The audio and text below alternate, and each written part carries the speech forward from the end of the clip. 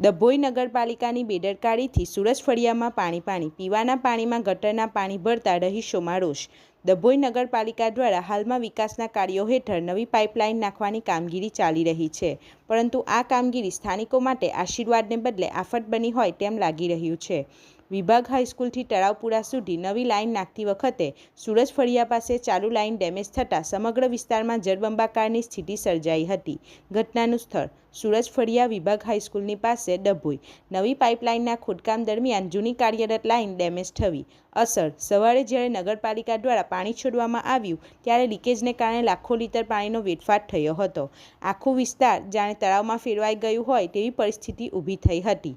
પીવાના પાણીમાં ગંદકી ભળતા રોગચાળાનો ભય: એક તરફ જ્યારે કાળઝાળ ગરમી પડી રહી છે અને પાણીની કિંમત વધી રહી છે, ત્યારે બીજી તરફ પાઇપલાઇન ડેમેજ થતાં પીવાના ચોખ્ખા પાણીમાં ગટરનું ગંદુ પાણી મિશ્રિત થઈ ગયું હતું। રહેણાંક વિસ્તારમાં ગંદકીનું સામ્રાજ્ય ફેલાતા સ્થાનિક રહીશોમાં ભારે આક્રોશ જોવા મળ્યો હતો। ગંદા પાણીના કારણે વિસ્તારમાં દુર્ગંધ ફેલાઈ રહી છે અને ભવિષ્યમાં ગંભીર રોગચાળો ફાટી નીકળવાની ભીતિ સેવાઈ રહી છે। પાલિકાની બેદરકારીને કારણે અમારે પીવાના પાણી વગર વલખા મારવા પડે છે અને ઉપરથી આ ગંદકી સહન કરવી પડે છે।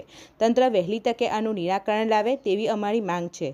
સુરજ ફળિયાના ત્રાહિમામ પોકારી ઉઠેલા રહીશોએ નગરપાલિકા સમક્ષ માંગ કરી છે કે તાત્કાલિક ધોરણે લીકેજ પાઇપલાઇનનું સમારકામ કરવામાં આવે, પીવાના પાણીની લાઇનને ગટરના જોડાણથી અલગ કરી તેને શુદ્ધ કરવામાં આવે, કામગીરી દરમિયાન કોન્ટ્રાક્ટર દ્વારા રાખવામાં આવતી બેદરકારી સામે કડક પગલાં લેવામાં આવે। હવે જોવાનું એ રહે છે કે ડભોઈ નગરપાલિકા આ ગંભીર પ્રશ્ન પર કેટલી ઝડપથી કામગીરી કરે છે કે પછી રહીશોને હજુ પણ ગંદા પાણી અને ગંદકી વચ્ચે દિવસો પસાર કરવા પડશે। રિપોર્ટર ફજલ રજાક ખત્રી સાથે ગુજરાત અદ્ભુત ન્યૂઝ ગુજરાતી। આપણી આસપાસ બનતી ઘટનાના સમાચાર જોવા માટે ગુજરાત અદ્ભુત ન્યૂઝ ગુજરાતીને લાઈક કરો, શેર કરો।